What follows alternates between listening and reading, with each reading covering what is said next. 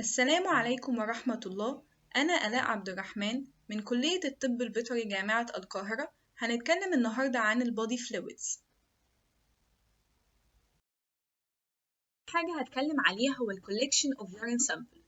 بناخد urine sample during maturation، والurine sample أو urine هو medium for growth of bacteria عشان بيحتوي على organic and inorganic substance. عشان كده لازم urine sample must be in a sterilized cup معقم، بنعمل لها examination while fresh، أو بنعملها storaging في refrigerator، أو بنضيف لها preservatives زي الكلول، الفينول، الثيامول، الفورمالين، والصوديوم فلورايد. preservation of the urine. البريزرفيشن هيمنع لي حاجات ليها علاقة بالبكتيريا، زي أول حاجة الالكالاين fermentation. ايه هو الالكالاين fermentation؟ في اليورين يوريا splitting organisms بتحول لي اليوريا لأمونيوم كربونات. الأمونيوم كربونات لما يجيني في اليورين هيغير لي pH يخليه alkaline، هيعمل لي changing في reaction في order dissolve uric acid، ويعمل لي precipitation phosphate salts.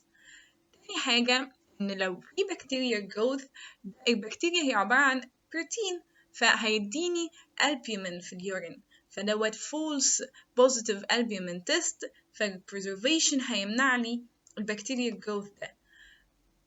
بعد كده إن أنا لو عملت البلود سامبل وشفت البلاد جلوكوز ليفل عالي مثلا، وبعد كده جبت يورين سامبل ولقيت فيها الجلوكوز مش موجود وده غير طبيعي، ده بسبب ايه؟ بسبب ان ما حصلش preservation كويس للعينة دي، فالبكتيريا عملت لي destruction للجلوكوز، مع ان انا لو عملت preservation هيمنعني destruction of glucose by bacteria. بعدين عندي degeneration of organized sediments، الكاست والبلد والبص، دوت برضو البريزرفيشن هيمنع لي البكتيريا من انها تعمل لي degeneration ليهم.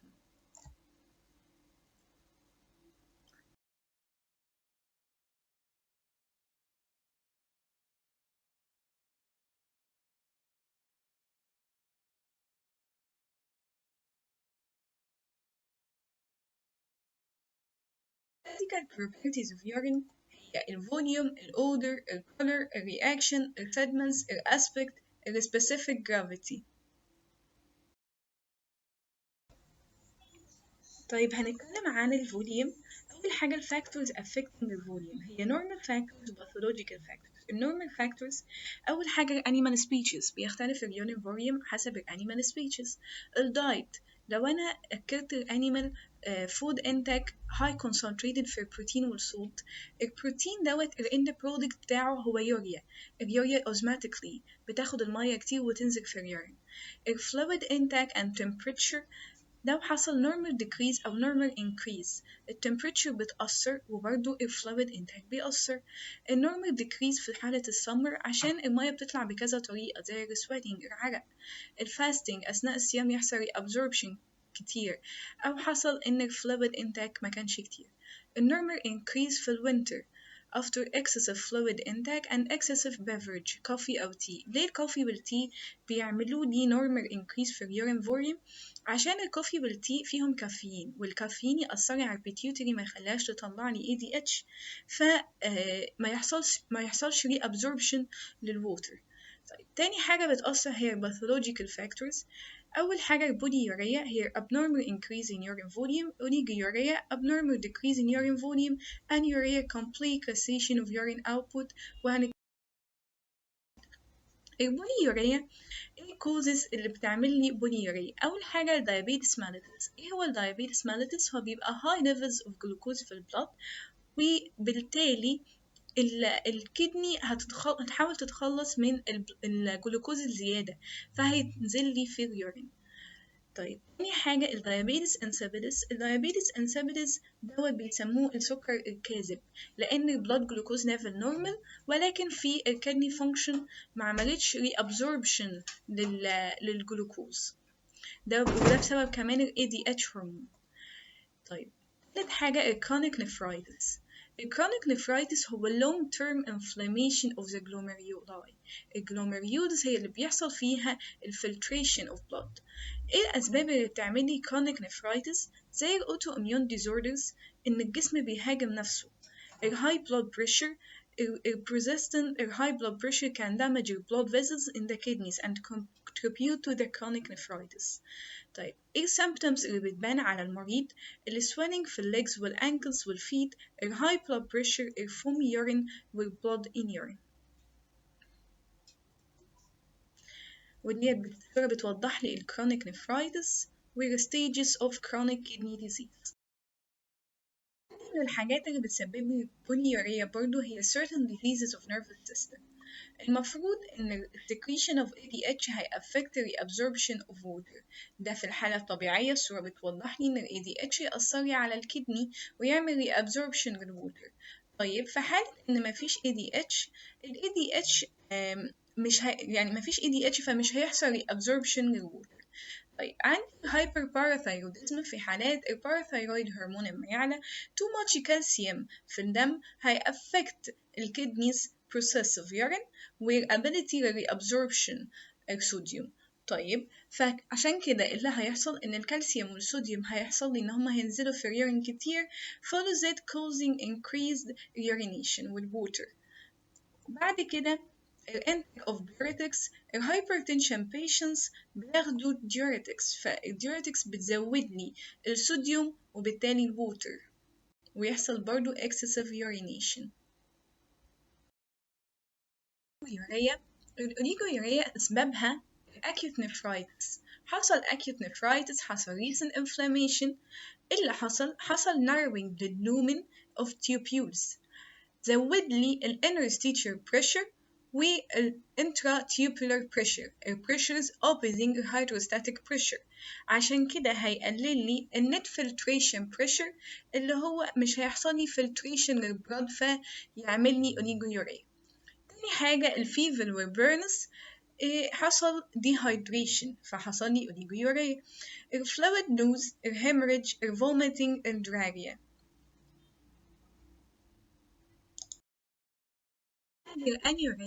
الأنيوريا هي سببها lesions برضه في السباينال كورد، علشان السباينال كورد مسؤول عن ejaculation و urination، فأي lesions فيه تسبب لي إن مفيش urine.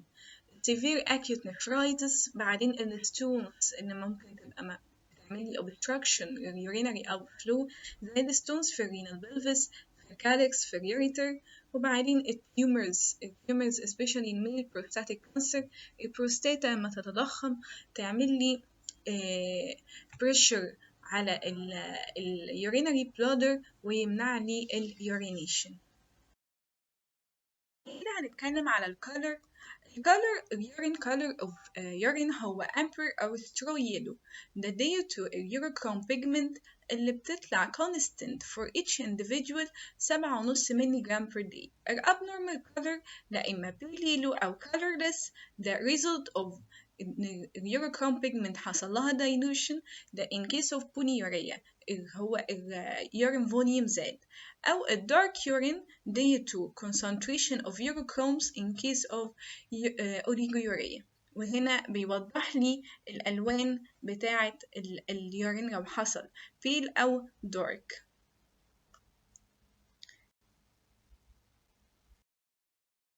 abnormal colors برضو هو red urine، ده بسبب هيماتويوريا أو هيموجلوبينيوريا. الهيماتويوريا ديت intact RBCs، ال RBCs نزلت في اليورين زي ما هي. أما الهيموجلوبينيوريا ده حصل هيموليسيس لل RBCs أو رابتشر ليها والهيموجلوبين طلع. طب في حالة الهيماتويوريا هشوف ال RBCs تحت الميكروسكوب في عينة اليورين اللي معايا. طيب من الابنورمال color برضه brownish orange to green color، ده بسبب ايه؟ بسبب البيليروبين and its oxidation to biliverdin. ده في حالة ايه؟ في حالة الجوندس for extras. brown to black color ده excretion of myoglobin. ايه هو الميوجلوبين؟ هو المسل بروتين. ده في حالة الأذاتوريا اللي هو الماندي مورنينج ديزيز. ده في حالة إن الحصان أما يجروه بعد أجازته يحصل muscle destruction، يطلع لي الميوجلوبين دوت not threshold substance فينزل لي في اليورين. الفين pink color، الفين pink color due to preference. ايه هو ده congenital، ده من congenital preference ده heme synthesis، في congenital defect في heme synthesis. طيب dark urine unstaining ده لما الإنسان يقف كتير يسبب لي إن في الكابتون يوريا، الكابتون بوديز دي تنزل لي في اليورين. الدراجز، بعض الدراجز تغير لي برضو لون اليورين على حسب إن لو في فينول مثلا هيغير لي اليورين لبراون أو بلاك. بعدين عندي odor of urine هو aromatic أو uriniferous odor as a result of a volatile organic acid. طيب exception، عندي exception في odor في البول والكات والجود عندهم strong offensive odor to the urine. طيب abnormal odor هو ammonical odor ده في حالة إن اليوريا اتحولت لأمونيا زي ما قلنا قبل كده. الفيتد odor ده offensive ريحتها كريهة bacteria and bus cells due to protein breakdown. acetone odor ده في حالة الكيتون يوريا. نتكلم على ال specific gravity ودي من أهم ال physical properties of urine. ال specific gravity هي mark of good functional kidney. ليه؟ عشان احنا بنعرف ساعتها ال ability of this kidney to make reabsorption and excretion or not. measured بإيه؟ urinometer أو urine strap برضه. ال factors affecting urine specific gravity، أول حاجة طبعا ال species، تاني حاجة ال volume. ال specific gravity proportional inversely proportional with the urine volume. يعني كل ما ال urine volume زاد specific gravity قلت. ليه؟ عشان حصل dilution لل total solids. طيب exception في حالتين، في حالة ال diabetes mellitus وال albuminuria. ال diabetes mellitus ده في حالة إن في جلوكوز عالي والجلوكوز نزل لي في اليورين. طيب الجلوكوز دوت high specific gravity عشان كده ال urine volume برضو عالي بس ال specific gravity برضو عالية. طيب الالبومينيوريا، الالبومين دوت low molecular weight عشان كده ال specific gravity قليلة. طيب ال total solids، ال specific gravity directly proportional with total solids in urine. يعني كل ما ال total solids زادت في اليورين كل ما ال specific gravity زادت والعكس صحيح. بعدين هنتكلم على ال reactions. ال reactions ده تبع كذا، يعني تختلف according to إن ال animal ده carnivorous or herbivorous or omnivorous. ال carnivorous ده بيeat food rich in phosphorus عشان كده اليورين بيبقى acidic due to a releasing of dihydrogen phosphate more prevalence than disodium phosphate in urine. ال herbivorous اللي بياكلوا ال vegetables rich in organic acids عشان كده اليورين بيبقى alkaline due to organic acid salts bicarbonate alkaline on oxidation that excreted in excess in urine. الامiniferous بياكلوا لا إما vegetables لا إما food rich in phosphorus عشان كده بيبقى اليورين لا إما acidic أو alkaline أو neutral according to transparency. هو الnormal urine بيبقى clear بس exception في الدرماتين دوجز هو بيبقى turbid، وفي الهورس بيبقى thick وcloudy علشان الكالسيوم كربونات والميوكس جلاندز. طيب الابنورمال يورين بقى بيبقى turbid due to ايه؟ لو في الالكالاين يورين هو بيحصل precipitation الكالسيوم فوسفات و abnormal constituents في حالات تانية زي لو وجود الالبيومين أو البلود أو البوس. طيب الميلكي appearance، لو في ميلكي appearance في اليورينوكايليوريا ده due to parasitics زي الفلاريا أو non-parasitic زي لو حصل thoracic duct obstruction أو tumor. هو في الطبيعي اليورين ما يكونش فيه sediments، بس لو حصل إن فيه sediments فهي بتclassified according to organized sediments organized sediments و unorganized sediments. الorganized هي epithelial cells leukocytes erythrocytes أو castes.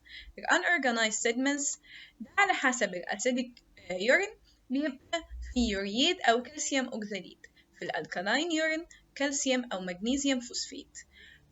في الكاو والشيب بيبقى فوسفات أوكزاليت، و في الهورس بيبقى كالسيوم أوكزاليت أو كالسيوم كربونات. نتكلم على الابيثيليال سيلز. الابيثيليال سيلز موجودة أصلا في الفيميلز نورمالي، بس لو زادت in case of inflammation هتعمل لي ايه؟ sediments. the site of inflammation هنعرف المكان الانفلاميشن من ال shape of the cells. لو هي large squamous cells هتبقى من البلادر أو الفاجينا أو اليوريثرا. لو هي small round cells هتبقى من الرينال tubules. لو spindle cells هتبقى من renal pelvis أو اليوريتر أو البروستيت أو seminal vesicles. الليوكوسايتس اللي هو البص، وفي حالة الإريثروسايتس الليوكوسايتس بيبقى ناتج عن الانفلاميشن أو النكروسيس في اليورينري تراكت، والإريثروسايتس ده بسبب النكروسيس، inflammation، catheterization، calculus، أو في حالة الأستروس. عندنا حاجة اسمها الكاستس. ايه هي الكاستس؟ هي البروتين وميوكوبوني ساكرايدز، بتبقى موجودة في التيوبيولز اوف ذا كدني، علشان كده هي بتاخد الهوت دوج لايك شيب أو cylindrical shape. طيب different types of castes such as في هيالين كاستس، ودي بتبقى نورمالي موجودة بتتكوني من ميوكوبروتين. طيب في granular castes دي degenerated cells. في waxy castes دي final stage of degeneration associated مع chronic renal failure. وفي erythrocyte castes دي في renal لو حصل renal hemorrhage أو acute glomerulonephritis. leukocyte castes ديت لو حصل renal inflammation أو acute pyelonephritis. طيب وديت الهيانين أهو الكاست والواكسي والسيلولر. عندي النورمال constituents of urine. اليورين بيتكون من organic total solids و inorganic total solids. organic total solids non-protein nitrogenous substance زي اليوريا، uric acid، hippuric acid، creatinine، amino acids و endocynes. والnon nitrogenous substance زي الكربوهيدرات والorganic acids. الكربوهيدرات هي جلوكوز واللاكتوز والأرابينوز، والorganic acids glucuronic acid والlactic acid وhydroxy acids. طيب inorganic total solids according to food intake يا إما chloride، phosphate، sulfate، carbonate، potassium، sodium، magnesium، calcium. عن non-protein nitrogenous substance أول حاجة اليوريا. اليوريا هي المين nitrogenous constituent in urine. تمام، وموجودة وإيه هي اليوريا أصلا؟ هي end product of protein metabolism. طيب اليوريك acid دي end product of purine oxidation and the main nitrogenous constituent في البيردز والريبتايلز urine. طيب الهيبيوريك أسيد هنتكلم عليه بالتفصيل فيما بعد. الكرياتين هو high threshold substance، المفروض ما يبقاش موجود في اليورين، بس إذا كان موجود ده في حالة growth pregnancy after parturition during lactation وبيبقى كرياتينيوريا. الكرياتينين هو end product of muscle metabolism وهو non-threshold substance، عشان كده هو بيطلع لي completely excreted في اليورين. الأمونيا source في الجسم هي من الكدني. الكدني بتسكريت أمونيا أو بتطلع production of أمونيا إزاي؟ من الجلوتامين by الجلوتامينيز enzyme. ليه؟ علشان تعادل لي الأسيديتي.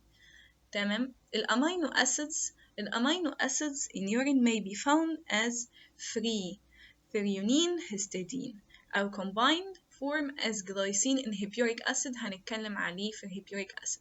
الإنديكنز هي end product of detoxification of putrefied tryptophan. hippuric acid. إيه هو الهيبيوريك acid؟ هو end product of benzoic acid detoxification by its conjugation مع الجلايسين. الكدني هي المكان اللي بيحصل فيه benzoic acid conjugation في الدوكس، بس بيحصل benzoic acid conjugation في الليفر في حالة الكاو. طيب هو الهيبيوريك acid abundant in urine of herbivores علشان الجرين فود، وعلشان الجرين فود ده high content of benzoic acid. طيب احنا قلنا ان الهيبيوريك اسيد بيجي من البنزويك اسيد اهو يحصل له اكتيفيشن يتحول لي بنزويك كو اي، يحصل له conjugation مع الجلايسين يتحول لي هيبيوريك اسيد. abnormal constituents of urine هو على حسب ان البروتين، لو حصل ان البروتين نزل في اليورين هيبقى بروتين يوريا او الالبومين يوريا على حسب physiological او pathological. الفسيولوجيكال هي حاجة temporary due to ايه؟ due to pressure in renal vein in case of المسل exercise الcold affection اللي هو الفيفر أو prolonged standing حد بيقف كتير قوي affect الكدني function فالبروتين نزل في اليورين أو الميكانيكال pressure by gravid uterus إن في الليت stage of pregnancy اليوترس بيزنق على الكدنيز فيأثر على البروتين وينزله في اليورين. طيب الباثولوجيكال بروتينيوريا في two stages اللي هو pre-renal in case of A of hypertension أو heart disease ده بيبقى المشكلة في cardiac output. طيب في حالة الرينال in case of renal damage post-renal proteinuria ده بيبقى false indication علشان هو البروتين بيأدد بعد ما بيطلع من الكدني أو البروتين بيأدد بعد ما اليورين ينزل بقى فهو بيأدد على حسب ايه due to ايه urethritis أو vaginas أو cystids الcystids هو inflammation of urinary bladder وبعدين أو لو في vaginal discharge أو seminal ejaculation. Bence Jones proteins دي abnormal globulins appear في اليورين ودوت بيبقى مصاحب دايما في حالات الكانسر وبالذات البون مارو كانسر. ده بنعرف ازاي ان في الجلوبولين في اليورين ان اليورين بيتعرض للترايفيزيك رياكشن ايه هو ان احنا بنعمل كلوتينج بنقلل درجة الحرارة ويحصل كلوتينج وبعدين نعلي درجة الحرارة تاني ويحصل ريديزولفد وبعدين نقلل درجة الحرارة تاني كولينج نعمل كولينج ويحصل ريكلوتد. هيظهر ايه؟ هيظهر البنس جونز بروتين كاست تحت الميكروسكوب اللي هو الميلوما كاست بتتكون من ايه؟ من ميوكوبوليساكرايد وكانسر سيلز. طيب الجلوبولينز مع ان الجلوبولينز of high molecular weight وصعب جدا يبقى في اليورين بس بيبقى ساعتها في defect في تخليقه. من abnormal constituents of urine الجلوكوز هو high threshold substance فهو المفروض بيحصل له completely reabsorption. لو حصل ان احنا لقينا الجلوكوز في اليورين ده هيبقى بسبب physiological او pathological. لو physiological على حسب elementary دوت لو اكلنا food large quantities of carbohydrate فالبلاد جلوكوز ليفل عالي فالكدني هتتخلص من الشوجر او الجلوكوز الزيادة ده. الترانسيت في حالة إن إحنا under stress أو في حالة الأناثيزيا التخدير due to إيه؟ due to releasing of stress hormones اللي هو الأدرينالين والنور أدرينالين ينتج لي عنه formation of glycogen lysis. أما الباثولوجيكال بقى الباثولوجيكال أول حالة الهايبر جلايسيميا والجلوكوزيوريا ده في حالة الديابيتس ماليتس أو الأدرينو كورتيكال أكتيفيتي إن في كورتيكويدز دي أنتي أنسولين فتزود لي برضو الجلوكوز ليفل فيزود لي الجلوكوز في اليورين لأن بنحاول نتخلص منه أو الليجنز في البرين الستروك والنيوبلازمز. طيب الجلوكوزيوريا برضو ده في الرينال دايابيتس بقى إن presence of glucose في اليورين مع النورمال ليفل of glucose في البلود ده بسبب ايه؟ بسبب reduction في renal threshold for glucose due to ايه؟ ان حصل defect في الكدني functions. بعدين في experimental glucosuria ان ده بيحصل ان احنا بندي oral or subcut administration of fluorescein والفلوريدزين هو بيعمل لي جلوكوزيوريا ازاي ان هو بيكمبيت الجلوكوز by binding to carrier sites علشان كده بيحصل ان بيحصل stop للرينال reabsorption يعني مش هيحصل reabsorption للجلوكوز وهينزل لي في اليورين ودوت without hyperglycemia يعني blood glucose level طبيعي normal. وفي حالة administration of alloxan أو streptozotocin produces glucosuria برضو بس معاه بقى hyperglycemia ليه؟ عشان الألوكسان دوت بيعمل لي destruction للبيتا cells of pancreas فمش هتطلع لي انسولين فبالتالي البلاد جلوكوز ليفل عالي والجلوكوزيوريا موجود برضو أو عالي. طيب الصورة بتوضح إن لو حصل إن الجلوكوز عالي أكتر من 180 مللي جرام بر ديسيلتر، هيحصل إن هو مش هيحصل له reabsorption وهينزل لي في اليورين. الابnormal constituents of urine برضه هي ketone bodies ketonuria. ال concentration of ketone bodies في البلد ما بيزيدش عن 1 مللي جرام percent، واللوز برضه via urine أقل من 1 مللي جرام per day. أما لو لقيت blood في اليورين فدوت برضه abnormal، ودوت بسبب الهيموجلوبينيوريا أو الهيماتويوريا زي ما قلنا قبل كده. البايل بيجمنتس ده لو لقيت بالروبين في اليورين ده بسبب الليفر ديسفانكشن أو البايلاري obstruction. الانديكنز ايه هي الانديكنز اصلا؟ هي الاند برودكت اوف تريبتوفان بيوتريفيكيشن، وهو موجودة normally في الرومينانس والهورس، بس لو حصل increasing للانديكنز هيبقى انديكانيوريا في المونوجاستريك انيمالز. ده بسبب ايه؟ او ناتج عن الانتستينال ليجنز، الكونستيبيشن، الاندايجيشن او الانتريتس او الابستراكشن في الانتستينال تراكت او بكتيريال انفكشن. خلصنا اليورين وهنبدأ في body fluid تاني وهو الملك. الملك secreted من الماماري gland، وهو contains nearly all the substance required for the nutrition of young suckling. مع إن الملك هو فيه deficient iron و copper و vitamin D و C، ولكن هو easily digested و metabolized، وفي balanced ratio between الكربوهيدرات والبروتينز والفات، والملك proteins اللي موجودة of high biological values، والملك fat contains essential fatty acids زي اللينوليك واللينولينيك acids، وفي كالسيوم وفوسفات ودول مهمين عشان ال formation of bones و teeth، وفي many vitamins و antibodies especially in the colostrum.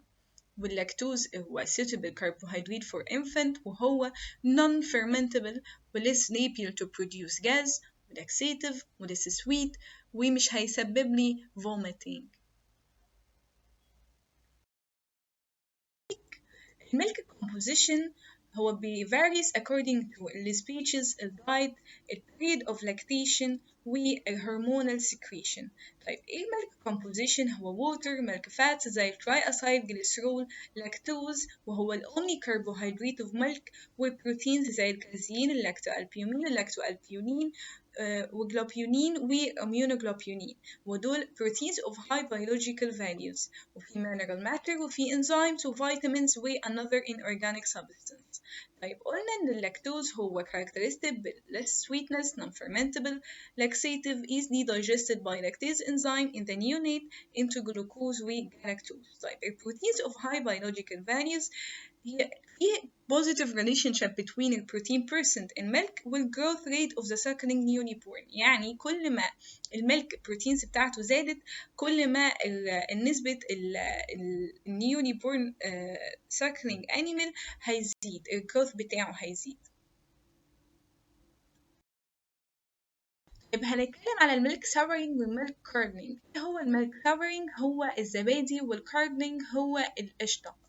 طيب الميلك ساورينج ده بيحصل بس ان احنا بنعمله بره الجسم. بيحصل ازاي؟ ان احنا بنضيف على الميلك يوسفل بكتيريا زي اللاكتوباسيلس بكتيريا، بتحول لي اللاكتوز اللي موجود في الميلك للاكتيك اسيد. اللاكتيك اسيد يزود لي الاسيديتي ويقلل لي البي اتش. طب اما الاسيديفيكيشن اوف ميلك ده يحصل هيعمل لي ايه؟ هيعمل لي بريسيبيتيشن للكازيين اللي موجود في الميلك ومعاه الميلك ليبيدز والفات سوليبل فيتامينز، دوت ساعتها هيكون لي اليوجرت او الزبادي. طيب الميلك كاردنينج دوت هو بيحصل ازاي؟ بيحصل في الجسم وبيحصل في الصناعة. في الجسم ازاي؟ ان اللبن اما يخش المعدة يشتغل عليه رينين انزيم يحولهولي لإيه؟ يحولهولي للكرد أو الكرد، أيوة تمام، والوي.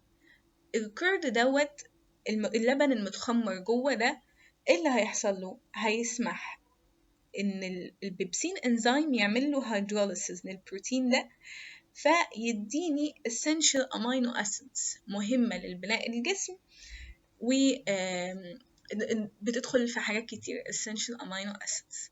تمام. أما في الاندستري أو الصناعة دوت بيحصل إن إحنا بنعمله ليه؟ عشان نعمل تشيز أو جبنة. طيب إيه هو الوي؟ هو residual clear fluid after removal of casein. بعد ما بنشيل الكازيين دوت بيبقى لي الوي، وهو بيبقى مع الانتجرال فات. طيب الوي consists of water, lactose, lactoalbumin, lactoglobulins, or most of the minerals and water soluble vitamins of the original milk. دوت اهو صورة الزبادي، وده صورة. بعد كده عندنا الميلك انزيمز، واول حاجة الكاتاليز. الكاتاليز هو انزيم associated مع الفات جلوبيولز، ولو حصل ان الكاتاليز لما اجي اعمل اناليسيز للملك، لو حصل ان الكاتاليز زاد، ده indicate لايه؟ للماستايتس اللي هو inflammation of mammary glands. بعدين عندي البيروكسيديز. البيروكسيديز كارد على اللاكتوالبيمين فراكشن، والانزيم دوت هو heat sensitive، يعني بيتأثر بالحرارة، وبنستخدمه كميجرينج للسترلايزيشن potency، وهو absence في البويلينج ميلك. طيب لو انا بستخدمه ازاي في sterilization potency؟ ان لو البيروكسيديز دوت مش موجود، فالملك ده حصل له sterilization. طيب بعدين عندي الزنثين اوكسيديز، دوت كارد برضو بالفات globules present in cow and buffalo بس absent في الهيومن ميلك. في الالكالاين فوسفاتيز. الالكالاين فوسفاتيز ديت بيعمل لي هيدروليسيس للفوسفات استرس، وهو برضو انزيم heat sensitive، يعني بيتأثر بالحرارة، وبنستخدمه as an indicator للبستراليزيشن اللي هو بسطرة اللبن. طيب لو الملك ده حصل له basteurization، الالكالاين فوسفات is inactivated بقى، وبنستخدمه برضو كماركر للبستراليزيشن efficiency. بعدين عندنا البروتيوليز واللايبيز، والاتنين هما كارد على الكازين، وبيعملوا لي hydrolysis للبيبتايد linkages and triglycerides. طيب في البائعة المارين اللي هما بيبيعوا اللبن، ممكن أما يحصل تكسير الفاتس يديني الأوف فليفرز اللي هي ريحة الزفارة شوية. بالبستراليزيشن البسترة ديت هتعمل لي inactivation لللايبيز والملك، اللايبيز في الملك يعني، وبتزود لي الشيرف لايف اللي هي مدة صلاحية الملك. وبس كده، شكرا.